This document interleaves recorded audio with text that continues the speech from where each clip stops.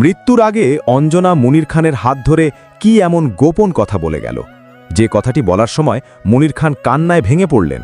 হ্যাঁ বন্ধুরা, মুনির খান এবং অঞ্জনার প্রেমের মধ্যে ছিল এক কষ্টের কাহিনী, যেটি জানার পর অবশ্যই আপনি আপনার চোখকে বিশ্বাস করতে পারবেন না। কারণ ধনী গরিবের মধ্যে যে পার্থক্য হয়, সে পার্থক্যটি মুনির খান এবং অঞ্জনার মধ্যে ঘটেছিল। ঘটনাটি ঘটেছিল প্রায় ২৪ বছর আগে, যখন মুনির খানের প্রথম চোখে পড়েছিল অঞ্জনা নামের মেয়েটির দিকে। তিনি তাকে খুব ভালোবাসত। যখন এই কথাটি জানতে পারে অঞ্জনা, সেও তাকে ভালোবাসতে শুরু করে দেয়। কিন্তু যখন অঞ্জনার বাবা মা জানতে পারে, তখন অঞ্জনার বাবা মা তাকে নিয়ে চলে যায় আমেরিকাতে। সেখানে নিয়ে গিয়ে তাকে পড়ালেখা করাতে থাকে এবং তাকে শেখাতে থাকে যে মুনির খানের মতো অত গরিব ছেলের সাথে আমি তোমার বিয়ে দেব না। কিন্তু মুনির খানও নাছোড় বান্ধা, সে গান গাইতে শুরু করে দেয় এবং তার গানও হিট হয়। হিট হওয়ার পর সে একটা কনসার্ট করার জন্য আমেরিকাতে যায় এবং সেখানে সে গিয়ে জানতে পারে যে অঞ্জনা হসপিটালের মধ্যে ভর্তি আছে, তার অবস্থা খুব খারাপ। তখন তিনি তাকে দেখতে যায়, আর সেই দৃশ্যটি এখন সোশ্যাল মিডিয়ায় তুরফাল ভাইরাল। বন্ধুরা, এখন আপনাদেরকে মুনির খান এবং অঞ্জনার সেই ইন্টারভিউটি দেখাবো, যে ইন্টারভিউতে মুনির খান নিজের জীবনের এমন গোপন কিছু তথ্য তুলে ধরেছিল, যেটা তার ভক্তদের বুকের মধ্যে দাগ কেটে গিয়েছিল। চলুন সেই ভিডিওটি দেখে নিই। দূরদর্শী সম্পন্ন একজন বাবা। উনি খুব কম কথা বলতেন এবং উনি যেগুলো বলতেন সেগুলো আমরা মেনে চলতাম। ওনার আদর্শিক বিষয়গুলো আমাকে এখনও সাংঘাতিকভাবে ভাবায় যে উনি যা যা বলেছেন আমাদের জীবনের জন্য সবগুলোই কাজে লেগেছে। এবং উনি খুবই মানে বুঝে শুনে একটা মানুষের জীবন চর্চা, একটা মানুষের জীবন কেমন হতে পারে, সবগুলো কিন্তু ওনার মনে হয় যেন মুখস্থ। তা আমি বললাম যে বাবা, আমি গান গাবো, কেন গান গাবো? তা বলছে এটি তোমার জন্য প্রযোজ্য। যখন আমি এসএসসি পরীক্ষা দিলাম 1987 সালে, রেজাল্ট বের হতে 2-3 মাস সময় লাগতো। তখন ঠিক ওই টাইমে কিন্তু আমাকে সে নিয়ে গিয়ে হারমোনিয়াম কিনে দিলেন, ওস্তাদ ঠিক করে দিলেন, বলে তোমাকে এই দিকে যেতে হবে, কারণ তোমার ভিতরে এটা আমি দেখতে পাচ্ছি। ভাবা যায় না ওই সময় কতখানি দূরদর্শী হলে সেই কাজটা করতে পারে। সেই গ্রামে জন্মগ্রহণ করেছি, তখন এই ধুলা কাদা পার হয়ে আমাদের কিন্তু 10 কিলোমিটার 12 কিলোমিটার পাড়ি দিয়ে শহরে আসতে হতো। সেই শহরে এসে উনি নিজে এসে উস্তাদ ঠিক করে দিলেন। প্রতি শুক্রবারে এসে আমি গান শিখে যেতাম। তো সেই কথাটা একটি কথা দিয়ে আপনাকে আমি বোঝানোর চেষ্টা করছি যে উনি কতটা দূরদর্শী সম্পন্ন ছিলেন। একটা জীবন কোন দিকে পাঠালে সে জীবনটা সুন্দর হবে এবং তার পথ মসৃণ হবে এবং সফল একজন মানুষ ছিল। তো অ্যালবাম করা মানেই মানুষের একটা পরিচিতি লাভ বা তার কোয়ালিটি সম্পর্কে জানান দেওয়া। তো কী করি, এইভাবে ঘোরাফেরা করতে করতে হঠাৎ মাথায় হলো আমি একটা অ্যালবাম করবো। তো অ্যালবাম করতে গেলে অনেক টাকার প্রয়োজন। তখন তো সেই 1991 সাল 92 সালে 50,000 1 লাখ টাকা মানে অনেক টাকা আমার জন্য। আমি একটা বেকার ছেলে। তো বাবাকে আমি বললাম যে বাবা, আমাকে তো কিছু টাকা না দিলাম অ্যালবাম করার যে চিন্তা করেছি সেটা বাস্তবায়ন করতে পারছি না। বলে কেমন লাগবে? তার মধ্যে তাও তো 50-60 হাজার টাকা লাগবেই। তো উনি আমাকে 40,000 টাকা দিলেন। দেওয়ার পরে আমি ব্যাংকে রাখলাম। মিল্টন ভাইয়ের কাছে যখন আমি কণ্ঠস্বর পরীক্ষা দিলাম, তো উনি বললেন যে হ্যাঁ, তোমাকে আমি গান করাবো, কিন্তু তোমার ভিতরে যে ত্রুটিগুলো আছে এগুলো ঠিকঠাক করতে বেশ সময়ের প্রয়োজন, প্রায় 3-4 বছর সময় লাগবে। এবং আপনি সেই 3-4 বছর সময় দিয়েছেন। হ্যাঁ, আঞ্চলিকতা প্রবলেম রয়েছে, তোমার তাললয় সুরের দখল সব কিছুতে গায়কী যে ঘাটতি আছে এগুলো সেরে নিতে সময় লাগবে। আমি পারবো। তো উনি গানগুলো আমার ঠিক করে দেওয়ার পরে 12টি গান বলে যে 12টি গান তুমি এসে এসে আমার কাছে প্রতিদিন শোনাবে। আমি শোনাতাম, প্রতিদিনই উনি মার্ক করতেন যে এই জায়গায় সমস্যা, এই জায়গায় সমস্যা, এবং উনি লিখে নিজে গেয়ে দিতেন আমাকে। আমি ছোট্ট ওয়াকম্যানে ওরা রেকর্ড করে নিয়ে যেতাম। আবার সারা রাত যত জেগে থাকতাম, সারা রাত ধরে শুনে শুনে ওটা গেয়ে গেয়ে আবার এসে শোনাতাম। বলে হ্যাঁ, অনেকটা হয়েছে, এখন এই জায়গায় সমস্যা আছে। এইভাবে প্রায় 4 বছরের উপরে চলে গেল। এই ধৈর্যের ফল আল্লাহ পাক আমাকে দিয়েছেন। আজকে সেই তোমার কোনো দোষ নেই। ও তারপরে যখন আমি ক্যাসেটের কথা বললাম, তখন আমি বললাম যে বাবা, আমাকে 40,000 টাকা দিয়েছেন, এই টাকাটি আপনি রাখেন। তো উনি বললেন যে প্রথম শর্ত হলো টাকাটি তোমার বাবাকে ফেরত দিয়ে আসতে হবে। উনি শিক্ষক মানুষ, তোমার এতগুলো ভাই বোন মানুষ করার পরে নিশ্চয়ই উনি কষ্ট করে টাকাটি দিয়েছেন অথবা কোথাও থেকে লোন করেছেন। হ্যাঁ, তুমি টাকাটি প্রথমে দিয়ে আসবা এবং আমি যেন শিওর হতে পারি তোমার বাবা টাকাটি পেয়েছেন। তা আমি টাকাটি ফেরত দিয়ে আব্বাকে আমি বললাম যে একটা চিঠি লিখে দেন আমাকে, নয়তো বিশ্বাস করবে না। তখন আমার বাবা খুব হতাশে বললেন যে তোমার ক্যাসেটটি হয়তো আর হলো না, কারণ এই যুগের মানুষ টাকা ছাড়া কোনো কাজ করবে, আর তুমি নতুন মানুষ কেন করবে? তার আত্মীয় লাগো না, তার বন্ধু হও না, কী কারণে তোমার কাজ করবে? তোমাকে কোনোভাবে বিদায় করেছে, ক্যাসেটটি আর হলো না। তো উনি খুব মন খারাপ করলেন। আমরা বাবা তারপরও চিঠি লিখে দেন। তো উনি বললেন যে হ্যাঁ আমি লিখছি যে মিল্টন বাবাজি, আমি তোমার পাঠানো 40,000 টাকা আমি আমার ছেলের কাছ থেকে ফেরত পেয়েছি। তো আমি সন্দিহান যে আদৌ আমার ছেলের ক্যাসেটটি হবে কিনা। যদি ক্যাসেটটি হয় আমি তখন বুঝবো যে না, পৃথিবীতে এখনো ভালো মানুষ সঠিক এবং সত্য ন্যায়বান মানুষ এখনো আছে। একদম একদম ঠিক তাই। বাবা কি আপনার জনপ্রিয়তা দেখেছেন তো নিশ্চয়ই? হ্যাঁ, উনি আছেন, ওনার 100 বছর চলছে এখন। 100 বছর চলছে? 100 বছর চলছে। মাশাআল্লাহ, উনি চমৎকার। বিছানায় এখন উঠতে হাঁটতে পারে না, হয়তো মানুষ রাখা আছে। যখন ওয়াশরুমে যায় বা একটু হাঁটতে ইচ্ছা করে ধরে একটু হাঁটাচলা করতে হয়। দুর্দান্ত। সবচেয়ে অবাক কাণ্ড হলো যে আমি যখন গান শিখতে গেলাম তখন তো অনেক চড়াই উতরাই পার করতে হয়েছে। পুরানো বাড়ির সাথেই ছিল মসজিদ। তখন মসজিদের আজান যেমন আমরা শুনতাম, আমার গানও মসজিদ থেকে শোনা যেত। ওরা খুব আপত্তি করলেন, বাধ্য হয়ে তখন ওখান থেকে বাড়ি ভেঙে দূরে একটি বাড়ি করতে হলো, মানে এই গানের জন্য? গানের জন্য। তখন বাবা আমাকে একটি ঘর করে দিলেন, বললো যে তুমি এখানেই থেকে গান বাজনা করো, রাতে এসে তুমি আমাদের এখানে শুও। আর কলেজে ওখান থেকে যেতাম, ওখান থেকে কলেজ থেকে এসে আমি পাগলের মতো ছিলাম। স্যারের কাছে গান শিখতাম, যতটুকু আমাকে দিত সারা রাস্তা সাইকেল চালাতে তো মাথার মধ্যে ঘুরতো। সাইকেল এসে টান দিয়ে রেখেই ওই হারমোনিয়ামে বসে যেতাম। ওইটা মাথায় থাকতে থাকতে মা দেখা যায় কখনো ভাত মেখে না, ওই অবস্থায় গালে তুলে দিচ্ছে, খাচ্ছে। মানে আমি একদম পাগল ছিলাম। আমি ঘুমের মধ্যেও দেখা চিৎকার করে গান গাচ্ছি এরকম। তো যাই হোক, সব কিছুই আল্লাহর হুকুম, মানুষের দোয়া, আজকে সেই জায়গায় পৌঁছেছি। সবচেয়ে অবাক কাণ্ড হলো যখন আমি বাবাকে নিয়ে একটা গান গাইলাম, ওই যে বাড়ি ভেঙে বাড়ি করা হলো, তারপরে মৌলবাদদের একটা অত্যাচার ছিল। যখন এই গানটি করলাম, বাবা তোমার ছেলে আজ বড় হয়েছে, চারিদিকে কত সুনাম, এই গান যে কি চমৎকার, তুমি কিনে দিয়েছিলে হারমোনিয়াম। এই গানটি যখন বাজারে আসে নাই, আমি রেকর্ড করার পরে সাথে সাথে একটা ক্যাসেটে করে আমি বাবাকে পাঠালাম। তো উনি গানটা শুনে অজর ধারায় উনি কাঁদছেন, এটা খুশির কান্না। খুব স্বাভাবিক। এবং আমার বাসায় একটা ওয়াকম্যান ছিল, একটা ছোট ক্যাসেট প্লেয়ার ছিল। এই ক্যাসেট প্লেয়ারে উনি ক্যাসেটটা নিয়ে যেখানে যেখানে বট গাছ বা চায়ের দোকান ওখানে নিয়ে গিয়ে, শিক্ষক মানুষ ছিলেন তো সবাইকে সম্মান করতেন, নিয়ে গিয়ে উনি বলতেন যে তোমরা একটু আমার একটা ছেলের, আমার খোকার একটা গান শোনো। কী গান গেয়েছে? তো এই গানটি শোনাতো এবং সবাই বলতো যে আপনার তো এখন আপনি যোগ্য সম্মান তো পেয়ে গেছেন, ছেলে যে গান গেয়েছে এর উপর কিছু হয়। তা সেই কথাটি বাবা বলেন। ঠিক জাতীয় পুরস্কার পাওয়ার দিনও বাবা ঢাকায় ছিল। বাবাকে নিয়ে গিয়েছিলেন? না, উনি বাসায় ছিলেন। ওর দিন আবার চলে গেছিলাম জার্মান। আমি অনুষ্ঠান সেরে এসেই চলে গেছিলাম জার্মানে, আমি এয়ারপোর্ট চলে যাব। তো পুরস্কারটি নিয়ে আসবো, নিয়ে এসে আমি ওই কাপড় চেঞ্জ করার সুযোগ পাই নাই। তা বাবা দেখি একবার দরজার সামনে চেয়ার পেতে বসে আছে। তা বলছে আপনি এখানে কেন? বলছে তুমি আসবা, প্রথমে যেন তোমার পুরস্কার এবং তোমাকে দেখতে পাই। পুরস্কারটা হাতে নিয়ে নজর ধারে কাঁদছে, কিন্তু মুখে হাসি। তো ওই দিনই দেখেছিলাম যে আনন্দ অশ্রু কাকে বলে। আমি কি বাবার গানটা একটু শুনতে পারি? একটু শুনে আমি একটু ছোট ব্রেকে যাব। এই গানটি লিখেছেন, সুর করেছেন আমার সঙ্গীত পিতা মিল্টন খন্দকার। বাবা তোমার ছেলে আজ বড় হয়েছে, চারিদিকে কত সুনাম, তোমার কারণে বাবা, তোমার কারণে। তুমি কিনে দিয়েছিলে হারমোনিয়াম, তুমি কিনে দিয়েছিলে হারমোনিয়াম। বাবা সেই থেকে শুরু পড়াশোনায় আর গান গাওয়া, অখ্যাত গায়কের বিখ্যাত হতে চাওয়া। তোমার আদেশ ছিল বড় হতে হবে, পেতে হবে দাম, তাই তুমি কিনে দিয়েছিলে হারমোনিয়াম, তুমি কিনে দিয়েছিলে হারমোনিয়াম। একটা ছোট্ট ব্রেক নিয়ে ফিরে আসছি। দর্শক, সময় হয়েছে বিরতি নেবার, ফিরছি একটু পর, আমাদের সাথেই থাকুন।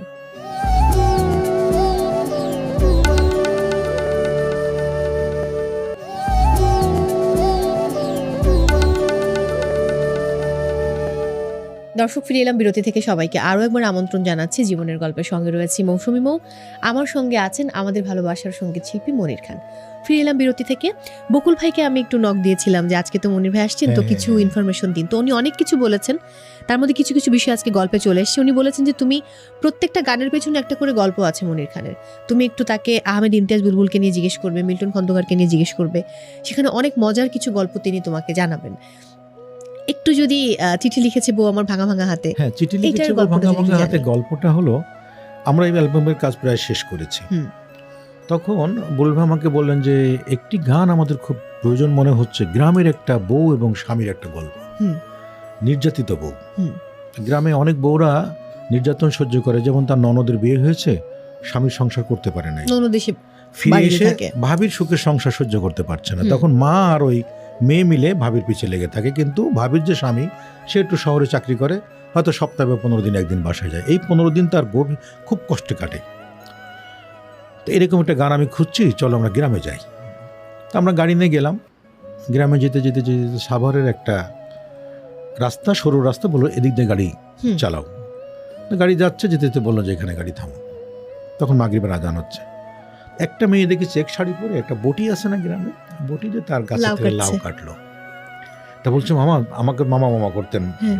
বলছে মামা, মনে করো যে গর্তে পানি আছে, ওখান থেকে শিং মাছ ধরছে, আর এই লাউ, শিং মাছের লাউ রান্না করার পরে মেয়েটা যখন খাবে বা এরকম চিন্তা করছে, তখন তার স্বামীর কথা মনে হয়েছে। কারণ স্বামী লাউ আর শিং মাছ খুব পছন্দ করে। ঘরের দরজা ঠেলে দিয়ে সে গোপনে চিঠি লিখছে, যোগো আজকে লাউ এবং শিং মাছ রান্না করেছি, তোমাকে রেখে খেতে খুব কষ্ট হচ্ছে। এইটা আবার ওই ননদ দেখছে, দেখার পরে সে দেখে দূর থেকে দেখে চিঠি লিখছে। তখন মাকে বলছে, দেখো মা, এই সংসারে নুন আনতে পান্তা ফুরায়, হ্যাঁ। আর কি পীড়িত। স্বামীর কাছে চিঠি লিখছে লণ্ঠনের তেল পুড়িয়ে। হ্যাঁ। তখন ওই শাশুড়ি আর ননদ এসে তার চুলের মুঠি ধরে তাকে আঘাত করে। বললে তারপরও সে স্বামীর মায়ায় ওকে সহ্য করে এসেও ওই তখন চোখের পানি দিয়ে, এই চোখের পানি ঝরছে, এবং ওই যে কাজল, হ্যাঁ। আগে কিন্তু গ্রামের মেয়েরা কাজল দিত, কাজল কিন্তু ওই যে লণ্ঠনের আলো দিয়ে হ্যাঁ, সলতে এবং বলে, সলতে দিয়ে আরেকটা হচ্ছে যে ওরা হচ্ছে কি বলে ওটাকে, ওই কলা গাছের যে ইয়াটা থাকতো ওটা কেটে তারপরে ওর হ্যাঁ, হ্যাঁ, আশপাশে লাগাতো। ওটা নিয়ে ওখান থেকে নিয়ে কাজল দিয়েছে। তো ওই যে চোখের পানি কাজল ধুয়ে এসে চিঠি ফোটা ফোটা পড়ছে, আর মেয়েটা অশিক্ষিত, ভাঙা ভাঙা লিখতে পারবে। তো তখন লেখা আছে, বলছে যে মনে করো যে এরকম একটা ঘটনা। তখন উনি লিখলেন, চিঠি লিখেছে ও আমার ভাঙ্গা ভাঙ্গা হাতে, লণ্ঠন জ্বালাইয়া নিভাইয়া চমকে চমকে রাতে। ওই যে কখন শাশুড়ি আসে কখন ননদ আসে, যেন শাশুড়ি না দেখে ননদই না দেখে, বউয়ের কাজল ধোয়া চোখের পানি লেগে আছে তাতে। আহা। তখন আশ্চর্য হলো যে উনি গানের সুরটা করলেন, বলে মামা সুরটা ধরে রাখো। তখন মানে ভুলবশত আমি সেই ওয়াকম্যানটা নিতে ভুলে গেছি।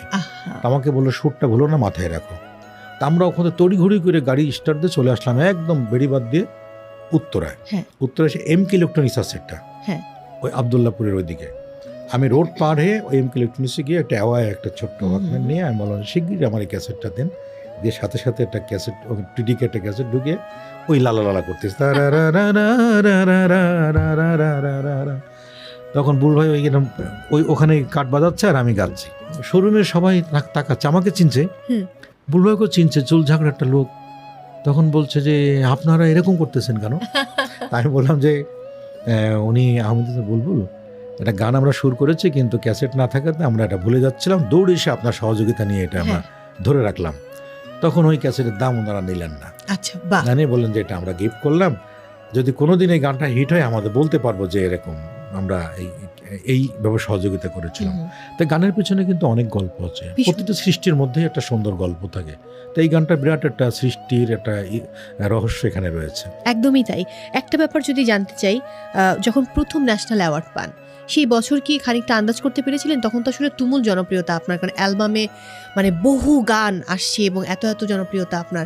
অঞ্জনা তখন একদম মানে আপনার সিগনেচার তো অঞ্জনা, এটা বলা বাহুল্য। তখনকার অনুভূতি কেমন ছিল? না, তখন তো আমার ক্যাসেটের জগৎ, স্টেজ জগৎ, দেশ বিদেশ এবং সিনেমার গান, সব দিক থেকে সত্যিকার অর্থে বাংলা কথা যেটা রমরমা অবস্থান। তো সবচেয়ে মজার ঘটনা, আমি সেদিন ছিলাম জামালপুর একটা অনুষ্ঠানে গিয়েছিলাম। আচ্ছা। তো অনুষ্ঠান থেকে ফিরে যখন টাঙ্গাইল পর্যন্ত আসলাম, তখন প্রথম ফোন দিল আমাকে অ্যান্ড্রু কিশোর দা। ফোন দিয়ে বলছে, কি খাওয়াবি? আমি, দাদা কি খাবেন? বলে, জানিস কিছু? আমি বলছি না। বলছে, কেন টেলিভিশন দেখিস না? তখন তো এত চ্যানেল হয় না। আমি, দাদা আমি জানি না, আমি সত্যি জানি না। তখন তুই ন্যাশনাল অ্যাওয়ার্ড পেয়েছিস? আমি, দাদা কি বলেন দাদা? বলছে, হ্যাঁ, বিটিভিতে খবর দেখলাম তুই ন্যাশনাল অ্যাওয়ার্ড পেয়েছিস প্রেমের তাজমহল ছবির জন্য, গানের জন্য। কি খাবে ঠিক কর। কই তুই? আমার, দাদা আমি টাঙ্গাইল পর্যন্ত, আমি জামালপুর গেছিলাম শোতে, আসতেছি, আয় কালকে দেখা হবে, এবার কিন্তু ছাড়ছি না তোরে। এই যে মজা করে এন্ড্রুদা প্রথম, এবং আমার মনে হয় যে এন্ড্রুদা ভীষণ খুশি হয়েছিল আমাকে, উনি জড়ায় ধরে খুবই করলেন যে তোর জন্য কিন্তু আরো অনেক কিছু অপেক্ষা করছে বাংলাদেশে, আমি দেখতে পাচ্ছি। ইনশাআল্লাহ। আমি কি গানটি এবার একটু শুনতে পারি? হ্যাঁ, প্রেমের শুনুন। তাজমহল। এই বুকে বইছে যমুনা, নিয়ে অথই প্রেমের জল, তার তীরে গড়ব আমি আমার প্রেমের তাজমহল, আমার প্রেমের তাজমহল, আমার প্রেমের তাজমহল, আমার প্রেমের তাজমহল, আমার প্রেমের তাজমহল। অনবদ্য এক কথায়, মানে দুর্দান্ত। এই গানগুলো আসলে এত চমৎকার, এটা ভাষায় প্রকাশ করা যায় না।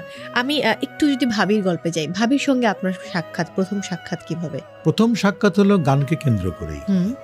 ও গান শিখতো, বিভিন্ন ওস্তাদের গান শিখতো, তখন আমি গান শেখাতাম, বিভিন্ন ছাত্রছাত্রী গান শেখাতাম। এটা কি ঢাকাতে? ঢাকাতে প্রথম দিকে 1991 সাল, 92 সাল, 93 সালে গান শেখাতাম আমি, বিভিন্ন বাসা বাসা গিয়ে বাচ্চাদের গান শেখাতাম। তো যাই হোক, আমার ওয়াইফের এক আত্মীয়র আমি গান শেখাতাম। তো উনি বললেন যে এরকম আমার এক আত্মীয় আছে, সে গান শিখতে চায়, তো তার ওস্তাদ আছে, তো সেই ওস্তাদকে তারা রাখবে না, আপনি একটু চলেন আমার সাথে। আমি গেলাম, গিয়ে বাবা আমার সাথে কথা বললাম। তো কথা বলার পর বললো যে আমার মেয়েটার গানের খুব শখ, আমরা খুব আশা করি উনি একটু ভালো কিছু করুক। তখন আমি দেখলাম, গান শেখাতে গিয়ে দেখলাম যে তার কণ্ঠের যে অবস্থা, সুস্থ কানের পক্ষে স্বাস্থ্যকর না। তো এটা কিন্তু ভাবি দেখবে আজকে শো। তো আমি ওনার মাকে বললাম যে আপনার মেয়ে তো ভালো গান করতে পারবে না, কাতে ইচ্ছা শক্তিও খুব একটা নাই, আর যা চর্চা করতে বলি সেগুলো চর্চা করে না, এটা অলসতা ভরা। তা যা বললো যে না, তারপরে বাবা তুমি এসে শেখাও, মহল্লায় অনেক অনুষ্ঠানে দাওয়াত টাওয়াত পড়ে, 26শে মার্চ, 16ই ডিসেম্বর, 21শে ফেব্রুয়ারি, দু একটা গান তুমি শেখাও। এই শেখাতে শেখাতে বেশ কয়েকটা বছর চলে গেল। তারপরে বাসা থেকে বিয়ের গুঞ্জন উঠলো, আমি বড় ছেলে, বাকি ভাইগুলো বড় হয়ে গেছে, বিয়ে থাও না করলে বাকি ভাইগুলো এদের পথে এগোতে পারছে না। তখন বাবা বললো যে তুমি যদি পছন্দ থাকে দেখো, না হলে আমরা দেখি। তো এর মধ্যে আমার ছোট ভাই ঢাকা ইউনিভার্সিটি পড়ে, প্রতি শুক্রবার বাসায় আসতো। যাক, একদিন আমার ওয়াইফ যে তারা তার বান্ধবী নিয়ে তারা সবাই মিলে একদিন আমার বাসায় আসলো, তারা আমার কাছে চাইনিজ খাবে, আমি ঠিক আছে খাওয়াবো।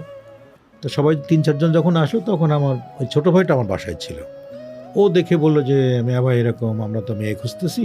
ও আপনাকে মিয়া ভাই বলতো? হ্যাঁ, এই মেয়েটা তো ভালো, কারণ যে হ্যাঁ ও তো আমার কাছে গান শিখে। এই কথা বলার পরে তখন আমার এই ছোটো ভাই আমার দুলো ভাই বোনকে বলে পারিবারিকভাবে যোগাযোগ করে, এটা আমার শাশুড়ি খুব আগ্রহ ছিল যে আমার সাথে বিয়ে দিবে, মারা গেছেন আল্লাহ ব্যস্ত। এই ভদ্রমহিলার খুব ইচ্ছা ছিল, এবং এই ভদ্রমহিলার কারণেই আজকে আমাদের একসাথে থাকা। থ্যাংক ইউ আজকে সময় দেওয়ার জন্য, কিন্তু শেষ করব অঞ্জনা দিয়ে।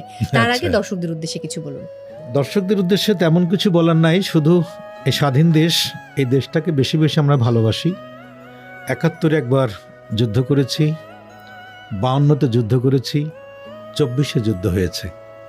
এই বাংলাদেশের মানুষ প্রমাণ করতে ভুল করে নাই, যখন যেটুকু প্রয়োজনের তাগিদে সবাই এক বাক্যে এসে রক্ষা করার ক্ষেত্রে ঝাঁপিয়ে পড়েছি। আমরা সেইভাবেই যেন আগামী দিনে যে কোনো ক্রান্তি গেলে একসাথে হয়ে কাজ করতে পারি, দেশকে রক্ষা করতে পারি। বাংলাদেশের গান বেশি বেশি শুনবেন, বাংলাদেশকে বেশি ভালোবাসবেন। ধন্যবাদ সকলকে। আবারও অনেক ভালোবাসা। আমি অঞ্জনা শুনবো, তার আগে আমি একটু বিদায় নিয়ে আসছি। দর্শক, বিদায় নিচ্ছি আজকের মতো। সবাই অনেক ভালো থাকুন, নিরাপদে থাকুন, এবং অবশ্যই পাশের মানুষটিকে ভালো রাখুন। আর থাকুন বিজয় টিভির সঙ্গে। এই মুহূর্তে কোথাও যাবেন না, আমরা আমাদের প্রিয় শিল্পী মনির খানের কণ্ঠে গান শুনবো। অঞ্জনা। অঞ্জনা এই গানটি লিখেছেন, সুর করেছেন মিল্টন খন্দকার, প্রথম অ্যালবামের অঞ্জনা। হ্যাঁ। অঞ্জনা, হয়তো এ গান তুমি শুনছো না, নাকি শুনছো, নাকি নিভৃতে নির্জনে একা একা মনে মনে তোমার বুকের কোণে অন্য কারো ঘর বুনছো, নাকি বুনছো না। অঞ্জনা, হয়তো এ গান তুমি শুনছো না, নাকি শুনছো,